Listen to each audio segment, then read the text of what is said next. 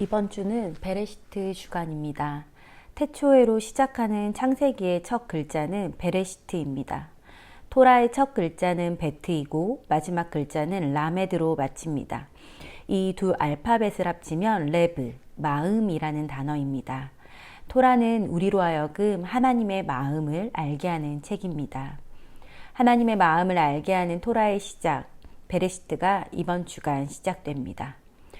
베레시트 안에는 놀랍도록 많은 단어들이 담겨 있습니다. 아브, 아버지, 바르, 아들, 바트, 딸, 베이트, 집, 바라, 창조, 로시, 머리, 샤바트, 안식, 애쉬, 불, 레시트, 첫 열매. 제가 지금 말한 단어들이 일부에 불과할 정도로 많은 단어가 태초에 라는 단어 안에 담겨 있습니다. 하나님이 우리에게 들려주고 싶으신 당신의 마음이 얼마나 가득한지가 첫 글자에서부터 느껴집니다. 하나님은 사람을 지으셔서 그를 에덴 동산에 두시고 그것을 일구며 지키게 하십니다. 그리고 말씀하십니다. 그 사람이 혼자 있는 것이 좋지 않으니 내가 그에게 맞서 도울 자를 그를 위해 만들 것이다. 우리 성경에 돕는 배필로 번역된 부분은 에제르 케 네게도인데 에제르는 도움이고 네게드는 정면, 맞은편, 앞서, 대면하여 다른 시각 등의 의미를 갖습니다. 그래서 돕는 배필은 다른 말로 하면 맞은편에서 돕느니 다른 시각으로 도움을 주는 존재입니다. 그래서 창세기 2장 19절에서 20절을 보면 하나님이 아담에게 짐승의 이름을 짓도록 하는데 아담이 이름을 짓습니다. 그러나 아담은 자신에게서 맞서 도울 자를 찾지 못했다고 합니다. 아담이 명명할 때에는 다른 관점으로 도움을 줄 이가 없었습니다. 그래서 하나님이 아담의 돕는 배필로 여자를 만들어주고 이샤라고 부르십니다. 돕는 배필은 이 땅을 살아가는 육신의 부부들에게도 해당하는 이야기이겠지만 하나님과 신부된 교회의 이야기이기도 합니다. 저는 예전에 이사야 62장을 읽을 때면 왜 하나님이 파수꾼들로 하여금 여호와를 기억하시게 하라고 했을까 궁금했습니다. 예루살렘이여 내가 너의 성벽 위에 파수꾼을 세우고 그들로 하여금 주야로 계속 잠잠하지 않게 하였느니라. 너희 여호와를 기억하시게 하는 자들아 너희는 쉬지 말며 또 여호와께서 예루살렘을 세워 세상에서 찬송을 받게 하시기까지 그로 쉬지 못하시게 하라. 온 우주를 창조하신 하나님, 전지전능하신 하나님이 우리처럼 깜빡하실까봐 자꾸 언약을 기억하시게 말씀드려야 하는 걸까? 아니면 죄를 짓는 우리를 보고 주님이 답답함에 사람처럼 감정이 앞설까봐 그래서 언약을 잊어버리실까봐 말씀드려야 하는 걸까 궁금했습니다. 그런데 돕는 배필, 에제르 네게드를 보면서 의문이 풀렸습니다. 이것이 신부의 역할입니다. 공의를 행하시는 하나님 앞에 그분의 긍휼과 언약을 기억하게 하는 것, 맞은편에 서서 다른 시각으로 돕는 것, 이것이 주님이 모든 것을 감당할 능력이 없어서가 아니라 신부된 교회에게 원하시는 역할이라는 것입니다. 그리고 이사야서 62장에서의 파수꾼은 샤마르라는 단어입니다. 샤마르는 창세기 2장 15절에도 나옵니다.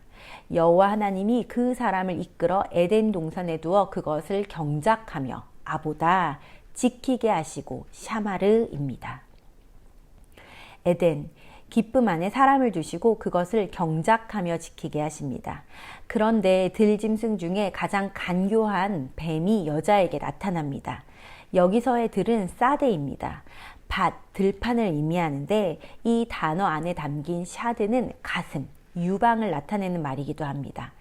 흙으로 만들어진 우리의 마음이 바로 사데, 밭과 들입니다. 그래서 베레시트의 말씀은 인류의 시작에 일어난 일이기도 하지만 지금 현재 우리의 마음 안에서 벌어지는 일이기도 합니다. 들판에 가장 간교한 것이 뱀이라고 합니다. 뱀의 말을 따라 아담과 여자는 선악을 알게 하는 나무의 열매를 먹었고 그로 인해 그들 둘의 눈이 열리게 됩니다. 그래서 그들은 수치를 가리기 위해 무화과 나무 잎을 엮어서 치마를 만들어 입습니다. 선악을 내가 보게 될 때 우리 안에는 수치가 생겨납니다. 뱀은 나하쉬, 경험으로 아는 것을 의미합니다. 이것이 우리 마음 안에서 가장 간교한 마음입니다. 그러나 모든 것에는 양면이 있듯이 경험은 익숙함과 노련함과 때때로 상황을 예측할 수 있는 도움을 주기도 합니다. 그러나 때로는 경험이 우리에게 두려움을 주어 직면하여 승리하기보다는 회피하게 만듭니다. 내가 해봤는데, 내가 아는데, 이러한 말들은 때때로 우리로 하여금 실패를 두려워하며 부끄러움을 가리는 데 치중하게 하고 하나님의 관점을 가진 아들로서 살아가는 것을 막습니다. 선악과를 먹은 아담에게 하나님이 말씀하십니다. 아담에게 이르시되 내가 내 아내의 말을 듣고 내가 내게 먹지 말라 한 나무의 열매를 먹었은즉 땅은 너로 말미암아 저주를 받고 너는 내 평생에 수고하여야 그 소산을 먹으리라. 땅이 내게 가시덤불과 엉겅퀴를 낼 것이라. 내가 먹을 것은 밭의 채소인즉 내가 흙으로 돌아갈 때까지 얼굴에 땀을 흘려야 먹을 것을 먹으리니 내가 그것에서 취함을 입었음이라. 너는 흙이니 흙으로 돌아갈 것이니라 하시니라. 땅이 저주를 받아 가시덤불과 엉겅퀴가 자라납니다. 이것은 땅이 척박해진다는 의미를 넘어서서 우리의 쌀에 마음 안에 찌르고 아프게 하는 가시가 생겨나는 것을 말합니다. 선악을 내가 판단하는 것은 이러한 결과를 가져옵니다. 그리고 얼굴에 땀을 흘려야 먹을 것을 먹는다고 합니다. 땀을 흘리는 것의 어근은 주아인데 두려움으로 떨다라는 의미를 갖습니다. 그리고 먹을 것은 레헴인데 빵이라는 의미도 있지만 같은 스펠링의 라함은 전쟁입니다. 두려움을 떨쳐내기 위한 전쟁이 우리의 사대, 마음 안에서 계속될 것이며 이를 통해 승리를 거두어야만 우리의 속사람은 레헴, 양식을 얻게 됩니다. 그렇게 하나님이 아담을 에덴에서 내보내십니다. 창세기 3장 23절 여호와 하나님이 에덴 동산에서 그를 내보내어 그의 근원이 된 땅을 갈게 하시니라. 에덴 동산에서 경작하며 지키던 아담이 이제는 에덴 동산 밖에서 그의 근원이 된 땅을 아바드하게 됩니다. 이것이 육신의 노동만을 의미하지 않는다는 것을 이제는 우리는 압니다. 우리는 우리의 사대를 아바드, 경작해야 합니다. 주님이 에덴에서 내보내셨다고 해서 결코 아담과 하와를 버리신 것이 아닙니다. 에덴 밖에서 그들은 근원이 된 땅을 계속해서 경작해서 마음의 전쟁을 통해 양식을 먹어야 합니다. 먹는 것은 아칼, 하나님을 적용하는 것입니다. 말씀을 우리의 마음에 먼저 적용해서 양식을 얻어야 합니다. 그래야 하나님의 아들됨을 살아갈 수 있습니다. 그렇게 우리의 근원이 된 땅을 경작하지 않으면 우리는 그저 흙, 땅, 아담아가 되고 맙니다. 영적 존재가 아니라 육신으로만 살게 되는 것입니다. 그러면 흙을 먹는 뱀의 먹이가 되고 맙니다. 그 후 아담과 하와가 가인과 아벨을 낳습니다. 하나님께서 아벨과 그의 재물을 눈여겨보시지만 가인과 그의 재물을 눈여겨보지 않으시자 가인은 동생 아벨을 죽입니다. 하나님이 물으십니다. 내 아우 아벨이 어디 있느냐? 가인이 대답합니다. 내가 내 아우를 지키는 자니까? 여기서 지키다가 샤마르입니다. 창세기 5장의 아담의 톨도트를 보면 누가 누구를 낳고 누가 누구를 낳고가 계속 나오는데 그들의 이름을 통해 자녀에게 무엇을 내려주었는지를 우리는 알 수 있습니다. 자녀의 이름을 통해 내가 내려주고 싶은 것이 무엇인지가 드러나기 때문입니다. 아담은 경작하고 지키는 아바드와 샤마르를 하는 사람이었습니다. 그러나 가인은 육신의 아바드는 했지만 하나님이 아담에게 명령하셨던 아바드와 샤마르를 내려받지 못했습니다. 내가 선을 행하면 어찌 낯을 들지 못하겠느냐. 선을 행하지 아니하면 죄가 문에 엎드려 있느니라. 죄가 너를 원하나 너는 죄를 다스릴지니라. 여기서의 다스림은 마샬입니다. 마샬은 통치의 언어입니다. 하나님은 사람을 지으시며 다스리라 라고 하셨습니다. 여기서의 다스림은 라다, 정복하고 부수며 이기는 것, 전쟁을 통해 얻는 통치를 말합니다. 이러한 통치자로서의 사람을 만드셨는데 에덴에서 우리는 통치에 실패합니다. 그래서 주님이 먼저 에덴 밖에서 마샬, 그의 근원이 된 땅, 우리의 사대 안에서 죄를 다스리는 통치를 하게 하십니다. 이것이 우리가 해야 하는 아보다와 샤마르입니다. 그 후 아담은 다시 아들을 낳습니다.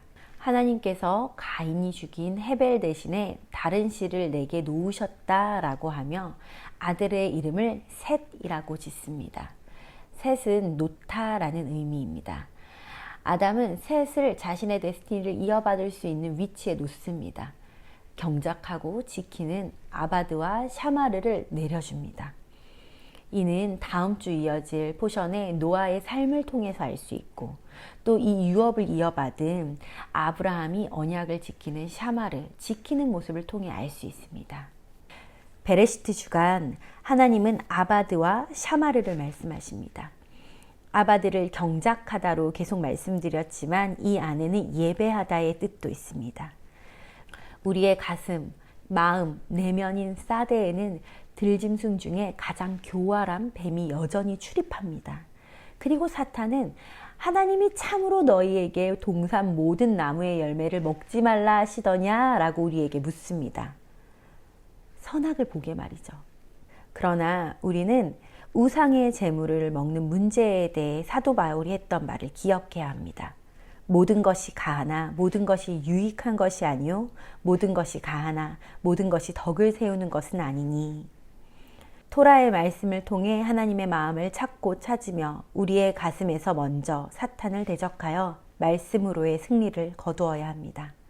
그렇게 전쟁을 통해 승리를 거둘 때 우리는 두려움을 떨쳐내고 말씀을 적용한 양식을 먹을 수 있습니다.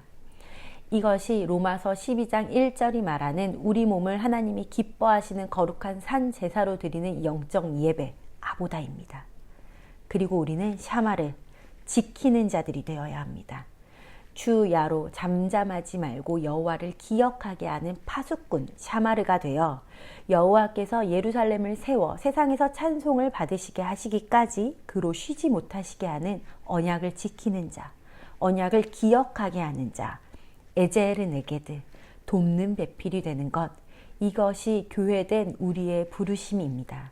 이번 한 주 베레시트를 묵상하며 아담의 후손으로 아브라함의 자손으로서의 아바드와 샤마르의 정체성을 굳게 세우시기를 축복합니다.